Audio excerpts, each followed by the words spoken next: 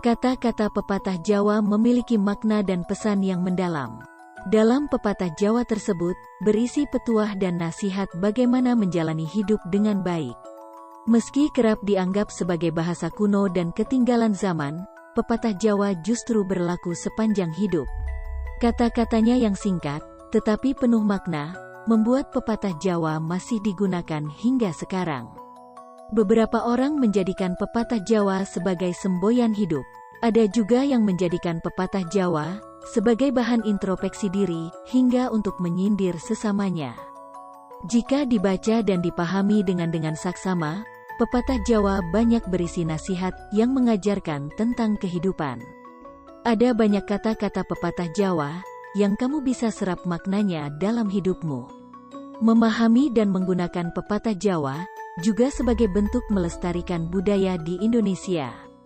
Bahkan, warisan budaya pemikiran orang Jawa ini bisa menambah wawasan, serta mengajarkan hidup, agar selalu eling lan waspodo, atau yang memiliki arti, ingat dan waspada. Berikut ini ada 10 pepatah atau peribahasa Jawa, yang sering kita dengar. Simaklah arti dan penjelasannya, sebagai berikut. Yang pertama, ono dino ono upo. Ono dino artinya ada hari. Ono upo artinya ada butir nasi. Sehingga kalau dirangkai menjadi kesatuan makna, berarti siapa mau bekerja, maka ia akan mendapat makan, atau secara lebih luas bisa diartikan, siapa mau berusaha, maka setiap hari ia akan mendapatkan rezekinya. Para orang tua seringkali mengucapkan ini untuk anak-anaknya yang sedang dalam kondisi putus asa karena kondisi ekonomi yang terpuruk.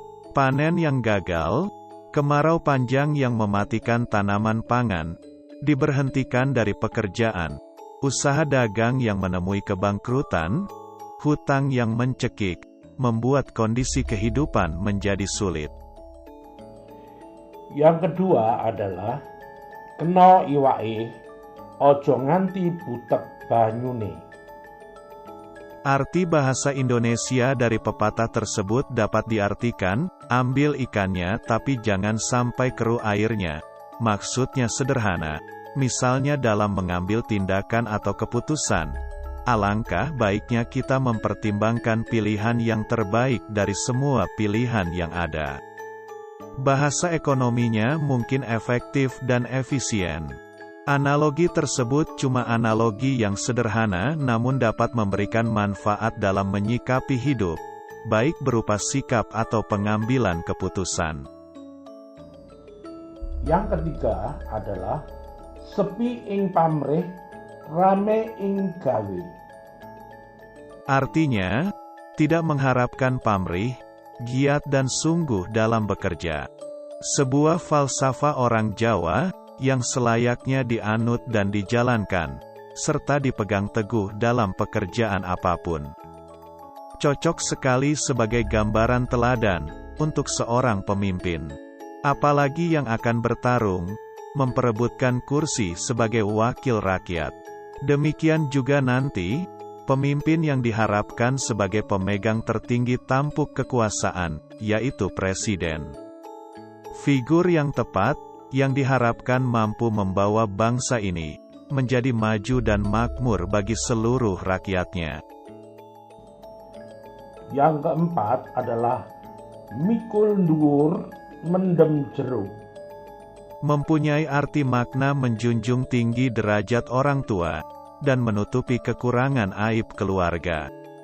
Menjunjung tinggi derajat orang tua, bisa dengan menunjukkan kelebihan, kebaikan, dan prestasi keluarga.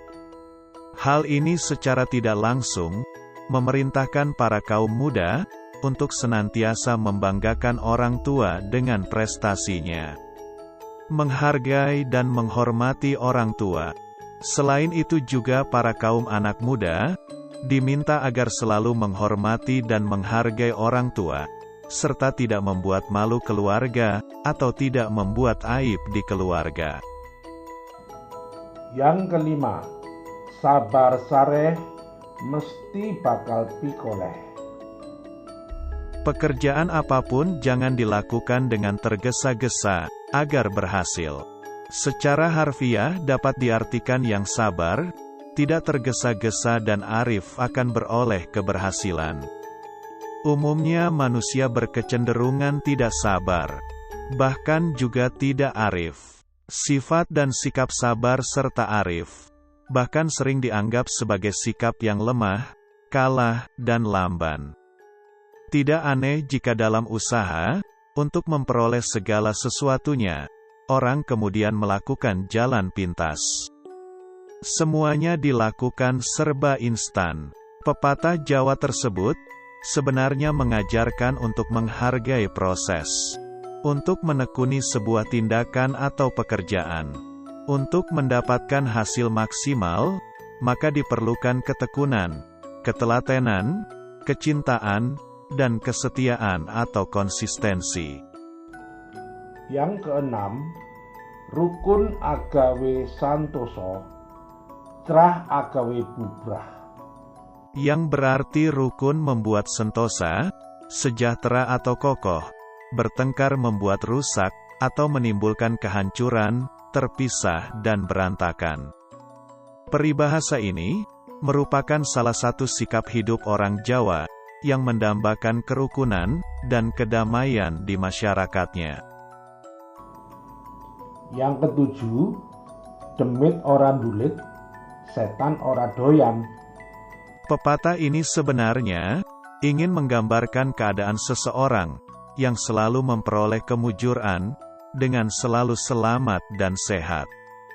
Kemanapun orang tersebut pergi atau berada, orang tersebut tidak pernah mendapatkan gangguan atau halangan apa-apa. Fisiknya tetap sehat selalu, dan nasibnya selalu beruntung. Demikianlah orang yang dikatakan sebagai selalu luput dari kesengsaraan atau penderitaan. Yang kedelapan, nabok nyilih tangan. Memukul dengan meminjam tangan orang lain. Hal ini adalah perbuatan yang tercela. Ada ungkapan, lempar batu sembunyi tangan, yang artinya, hampir sama dengan ungkapan, nabok nyilih tangan. Keduanya adalah perbuatan jahat, tanpa adanya kemauan, untuk bertanggung jawab dari pelakunya. Tentu ini adalah sikap tidak kesatria, tidak jantan atau pengecut. Yang kesembilan, becik ketitik, olo ketoro. Artinya adalah kebaikan terdeteksi, kejahatan kelihatan. Ungkapan ini sangat hemat kata, tapi syarat makna, sebuah peribahasa yang bijak, dari para leluhur Jawa kuno, yang bermaksud untuk memberitahukan, bahwa setiap perbuatan kita, semuanya suatu saat akan nampak juga. Jadi kita tahu mana perbuatan, yang seharusnya kita perbanyak, dan apa yang sebaiknya, tidak pernah kita lakukan.